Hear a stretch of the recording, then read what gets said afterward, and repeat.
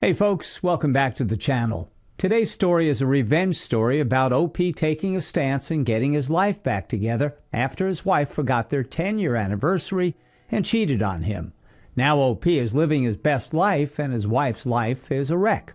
Let's get into today's story to find out what happened. I'll call her my wife just to reflect our status at the time. We had been together for 10 years and were about 15 days from celebrating 2 years of marriage. No kids, the house's lease was in her name, and we were in a totally dead bedroom for 9 months after about 3 months of declining sexual activity. When it happened, it was the stereotypical starfish duty sex. In those 9 months, she also denied me any form of affection. Hugs, rubs, touches, kisses, whatever you could think of, she denied. She claimed it was her way of making me work on writing my PhD thesis. I admit I needed an incentive to write it. I had switched careers after finishing the research part and was no longer motivated to finish it, so I fell for that abuse disguised as a good thing. I tried to push through, and every free moment I got I spent in front of my computer trying to finish the thesis, while she spent her time watching TV, scrolling through social media, or texting and calling her friends. We practically had no time together as a couple anymore. After about 3 months of this, I buckled and couldn't handle the pressure of being stuck in the thesis and the lack of affection and rejection whenever I tried to get a simple hug. I was begging for affection and was always being rejected. That is soul-crushing. And my mind started to wander to suicidal thoughts. Every time I was alone and not working on my day job, I ended up thinking of ways to end my life, evaluating the pros and cons of every way I could think of, until eventually I decided on one method. Then I started to think about what messages I would leave behind and to whom. When I decided what message I would leave for my sister, I had a moment of clarity and realized what I was doing, and had the strength to stop it by removing what I thought was causing my suffering. I decided not to continue trying to write the thesis, and a few weeks later, I stopped begging for affection. It worked. The suicidal thoughts stopped. However, we were now roommates, not husband and wife anymore. She continued to spend her time on the phone texting or calling someone, and even when we were doing something together, which was rare, she would interrupt it to help a coworker with random stuff. Basically, me and our relationship were at the bottom of her priorities. She started to make a habit of answering phone calls and going to the bathroom at a time where in the previous 9 years she would already be asleep.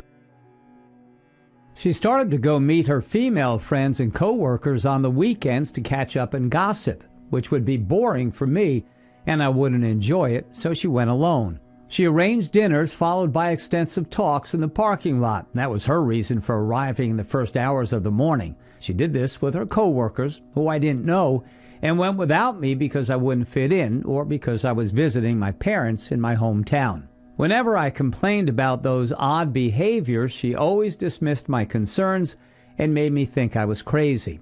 Whenever she needed me, she could be kind, but as soon as she didn't need me anymore, she would go back to mistreating me. The only 2 weeks in those 9 months where she was sweet and fooled me into thinking we were back to normal, without sex but with affection, was when she asked me to work on a chapter of her PhD thesis. It had to do with programming, and she knew nothing about it. As anyone remotely well-balanced can see, I was being used and abused left and right, but I couldn't see it at the time. Even if you pointed out everything wrong about our relationship, I wouldn't recognize it. And if you dared to insinuate she could be cheating on me, I would be really mad at you. I started to open my eyes 1 year ago today. We were on vacation on a beautiful island in the Mediterranean, and I was convinced we were celebrating our 10th anniversary together. Yes, we were in a rough spot. To be fair, our relationship was already dead, but I couldn't see it at the time. But she always made a point to celebrate all the dates, and gift exchange was really important to her. By the way, I'm not that into exchanging gifts and have disappointed her in that department before. For our 10th anniversary, I had bought her something special and never thought she would let it go despite our recent struggles.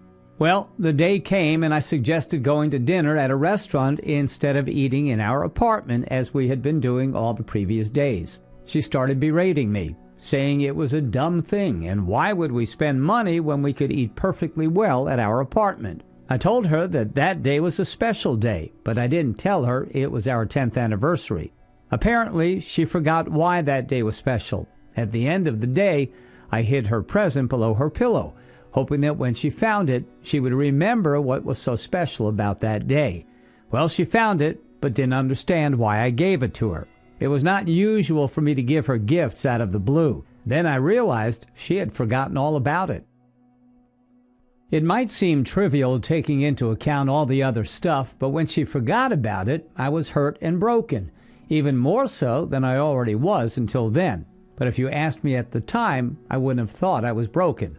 We might have had a few little problems, yes, but everyone has them, right? Dumb me talking. On that day, I decided to look for help, and I started individual counseling, without her knowing, to try and solve what I thought was our main problem, our dead bedroom. I was so wrong back then. Looking back, the dead bedroom was the least of our problems, but what's important is that I made that decision and I started individual counseling as soon as we got back from our vacation. In individual counseling, I slowly started to realize all the abusive things I had been put through, but I still wanted to fix things and make us work and go back to being happy like before. The idea of her cheating on me crossed my mind, but I quickly discarded it. There's no way she would do that. We are only in a rough spot. There's a million innocent reasons for her behavior. It took me about 3 months of weekly individual counseling and more episodes of complete disrespect and even boldness. Or is it that she got too comfortable to properly hide it? To start to consider cheating as an explanation for her abusive behavior. Do you want some examples? I know you do. She kept her phone to herself, always in her hand or sight with the front facing down. And she took it wherever she went, even in the bathroom. She didn't do any of those things before. Whatever the activity we were doing together, no sexy things, remember, dead bedroom, she would stop to answer her coworker and help him during a more stressful and busy period. Today, he needs my help. Tomorrow, I might need his help. That was her explanation. On my birthday, we went partying at a club, the good old times where there was no COVID-19, with a few of my old, and they also became her, friends. She was constantly texting on her phone and even answered a call at around 3 in the morning claiming it was her female friend Emily, fake name, but eventually, early in the call, I figured out that she had lied and that she was not talking to Emily. Who the hell calls anyone at 3 in the morning, especially a married person?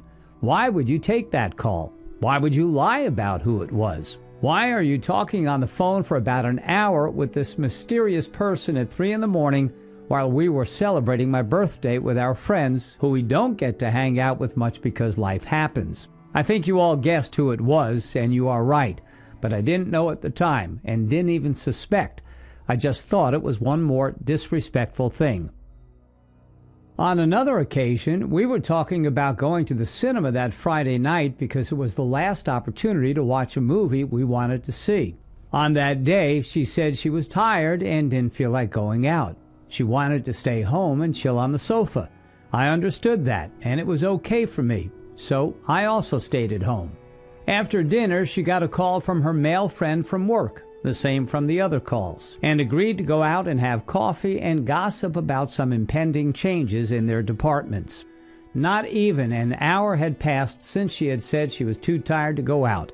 I told her I wouldn't stay home while she went off after trashing our plans, and I would go to the cinema and watch a movie anyway. I bet that's not the reaction you were expecting, but believe me, I could have totally stayed at home and not had any fun. That was how I had some of the fun I had planned to have. Who are you? Me from the past? Of course, she immediately changed clothes and got into a beautiful summer dress, pretty easy to pull up if you get what I mean. And then she went with him. Yes, he picked her up near our building. No, I didn't get to see him. Yes, I was dumb. I was pissed at the disrespect, but then again, cheating was at the bottom of the list of reasons I could think of. I returned home from the movie and she wasn't there. I called, no answer. I called again, still no answer. I sent her a text. She replied saying, "This is no time for a girl to be out. I'll be home in half an hour."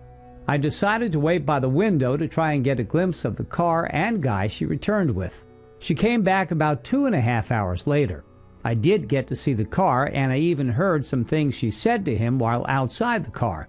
And what I heard immediately reminded me of the way we would say goodbye to each other when we were starting to date.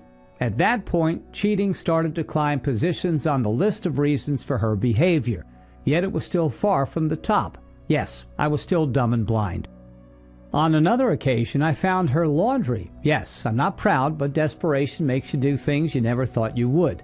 The panties she wore the day and night she went out for coffee, or dinner, or company party, I don't recall.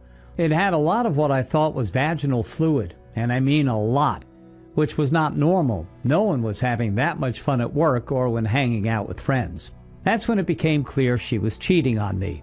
I felt like my heart was pulled out of my chest.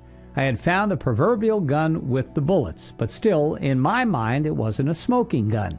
There was still a 1% chance that it wasn't real. She could have been masturbating, right?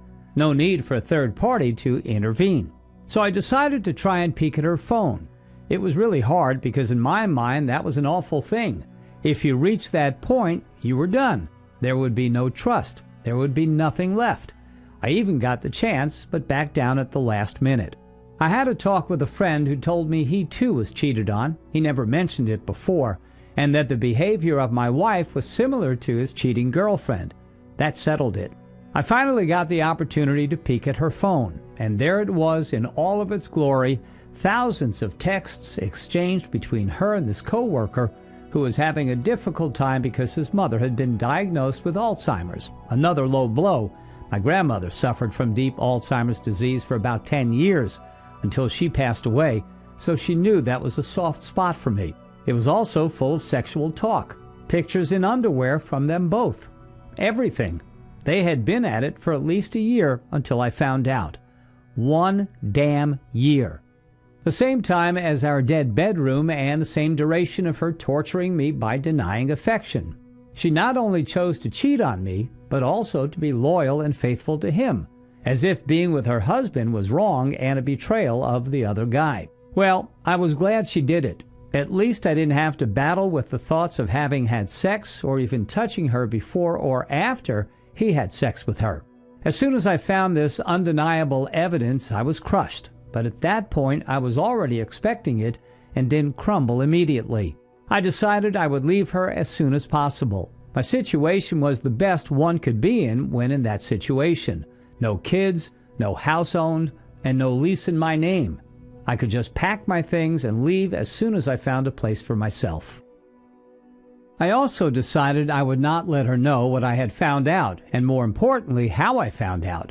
So I kept my composure and pretended like nothing happened. I even helped her with her dress as she was preparing to go to a big party event at her company. And I already knew that was not the main event for that night. He would be there as well.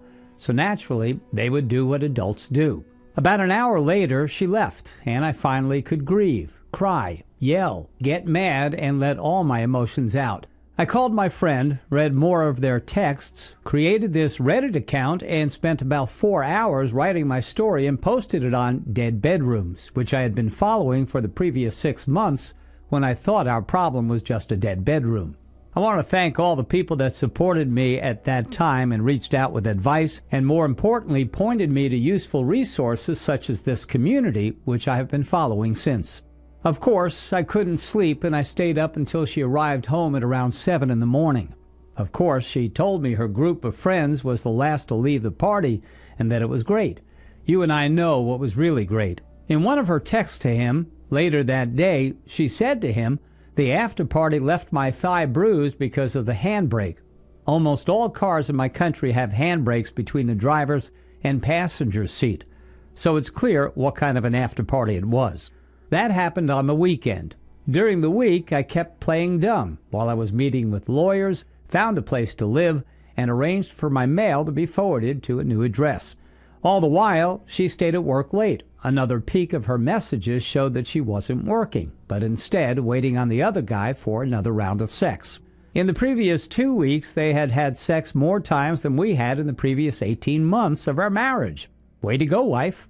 By Friday, I had everything ready to move. As soon as she went to her job, my family came by and helped pack all of my things and transport it to my new place. At the end of the day, I sent her a message saying, "You know what you have been doing. I left the house and I'm filing for divorce," and immediately blocked her and called her mother to tell her about the divorce. I didn't explain why. I just said her daughter knew what she had been doing and should explain. My wife kept trying to call me without success. She called my mother, but she never answered. In the previous 10 years, she had never called my mother. She even called my friends, but they were already in the loop and never answered her either. She then proceeded to text me via the same app she was using with her affair partner, and even accused me of being brainwashed by a former co-worker of mine and leaving to go living with her. Ridiculous accusation and a classic example of projection. I blocked her. I only got to talk with her 2 more times. The next Wednesday, I called her to tell her the lawyer had sent a letter with all the information pertaining to the divorce. She tried to play the lost wife card who didn't understand what was happening and why I was doing this. She kept crying, saying she had always fought for us and that I never had, and that she had been thinking that we should go to marriage counseling for some time. I think most of us are familiar with all of this. The thing is, I almost fell for it. After that call, I started to doubt what I knew was undeniably true. Yet my broken and beaten heart started to doubt and wanted to believe in all her crap. Luckily, I had copies of their messages and read some of them to get real. Yes, it was pain shopping, but I needed that to keep myself focused and to not back down. They basically got to know every parking lot suitable for car sex around our house, his house, and their work. They most likely did it in their work office buildings. And the most hurtful revelation was that they regularly did it in our house, in our bed, living room, kitchen, everywhere. The last time I spoke with her was about a month later when we signed the divorce. At that time, she tried to project this cold, distant, and superior persona. At the end, I told her that I knew everything she had done with the affair partner. Her response was something like this: "What I did was only to get a reaction from you." I think she didn't fully understand what I knew. Perhaps she even thought I was just pissed at all the attention, non-sexual, she gave to the other guy.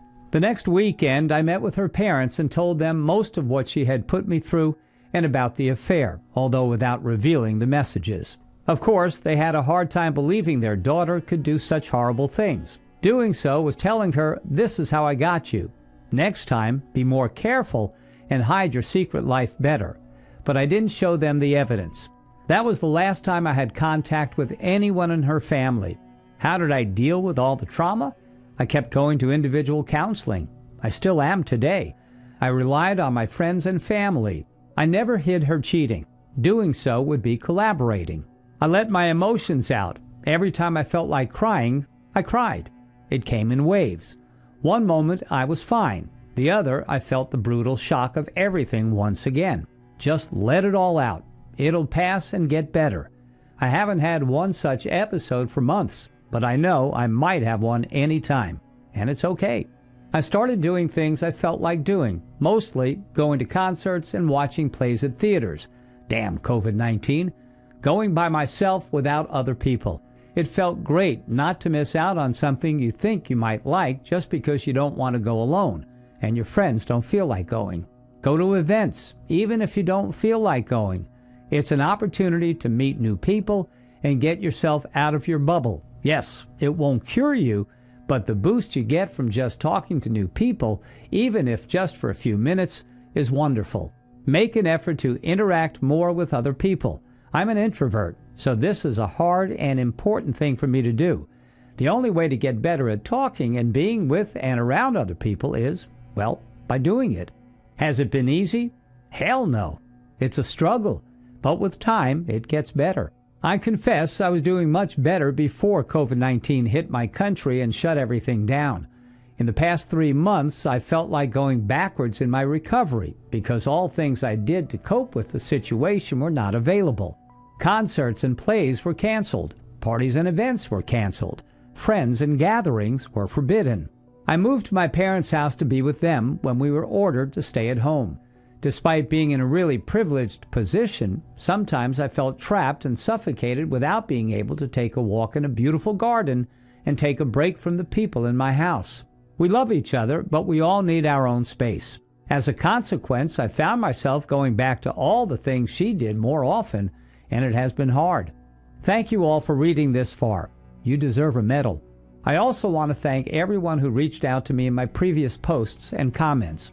Knowing an internet stranger cares might seem unimportant, but it really can be the difference between being stuck in a miserable mindset and turning yourself around and coming back with renewed strength. I hope my story can help someone. I know it's hard, but it's possible to break all the emotional abuse. You are worth it on your own. You don't need anyone else to tell you that you're worth it. Take back your power and live for yourself. You can do it. Wow, OP, what a touching story. I'm so glad to hear that you left her and are doing better than you've ever been before. If I were you, I would also tell your in-laws your side of the story in case your wife tries to hide what actually happened. I'm positive that she would never tell them about how she treated you. It seems the only consequence that your ex had to face was the absence of you in her life. That in itself is a big consequence, but she never felt the shame of having her family know that she destroyed her marriage with an affair. Telling her family will allow that to happen. Best of luck to you, OP. Keep striving. Thanks for taking the time to listen to today's story. Don't forget to like and subscribe if you haven't done so, and comment below on what your thoughts are on today's story. If there's a story you would like to share with me about your own situation or someone else's, then please do not hesitate to contact me. Take care, everyone.